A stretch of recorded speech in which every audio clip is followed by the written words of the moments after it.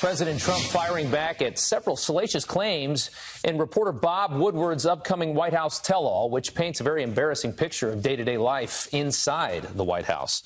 The president tweeting the Woodward book has already been refuted and discredited by General, who's the Secretary of Defense, James Mattis, and General, who's now Chief of Staff, John Kelly. Their quotes were made-up frauds, a con on the public. Likewise, other stories and quotes. Woodward is a Dem operative. Notice timing. Probably talking about right before the midterms. So is the book credible, or is this another attempt by the left to take down the president? Here now to weigh in on that is political analyst at Media DC, Ron Meyer. Ron, thanks so much for coming on this morning. There's been a lot of books about this White House, but, you know, I mean, the Michael Wolff book was somewhat salacious. People thought he's a salacious author. Omarosa's book, who cares? But this is Bob Woodward. This is all the president's men. I mean, this guy is a very, very credible journalist, has been for 30, 40 years. He's an icon. What do you make of it? Yeah, well, you know, the Washington Post's sort of new-ish motto is democracy dies in darkness.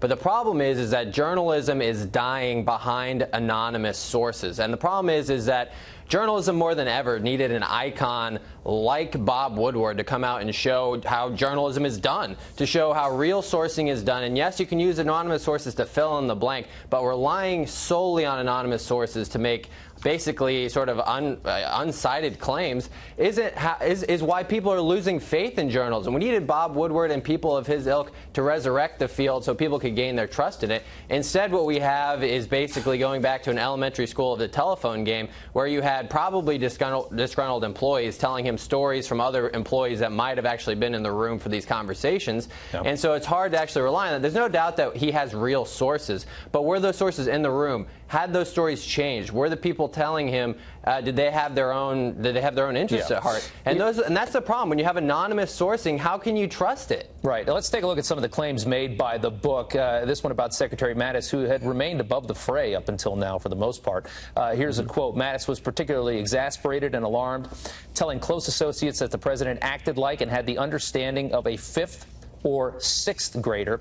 Mattis' response to this: while I generally enjoy reading fiction, this is a uniquely Washington brand of literature, and his anonymous sources do not lend credibility. Here's another one. John Kelly, the claim in the book, here's the quote: he's an idiot. It's pointless to try to convince him of anything. He's gone off the rails. We're in crazy town. I don't even know why any of us are here. This is the worst job I've ever had.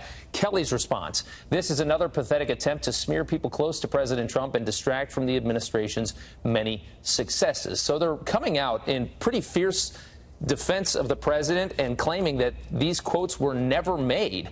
It makes you wonder, how did they get in the book? Yeah, well, like I said, I think it's just like an elementary school on the bus. You have a telephone game where somebody tells somebody who tells somebody who tells somebody, and what originally was the quote becomes something vastly different.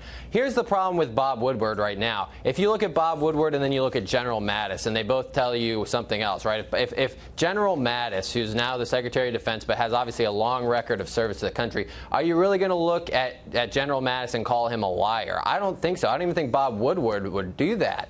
And so that's the problem. When you have someone like a Mattis come out and say, I never said that, it really does call into question, how did these sources develop? And that's the problem with anonymous sourcing. That's why Americans aren't having any faith in the media. Do you not think that these statements were made? Do you think that these are completely made up by Bob Woodward? Well, we don't know that. Yeah. We do not know. So I can't say yes or no. And this is the problem. Yeah. People who support Trump are going to think that this is false. People who are left-leaning are going to believe it. And so does that change anything? Does that advance the narrative? Does it advance the interests of the country? No. If we had good journalism that revealed what was going on in the White House and it showed that there needed to be change, then something could come of that. That's real journalism. This isn't shedding light on the White House. This is just throwing more murk on what's already happening in journalism based on anonymous sourcing. It's not providing clarity. It's not providing light on our democracy. It's providing more shadows.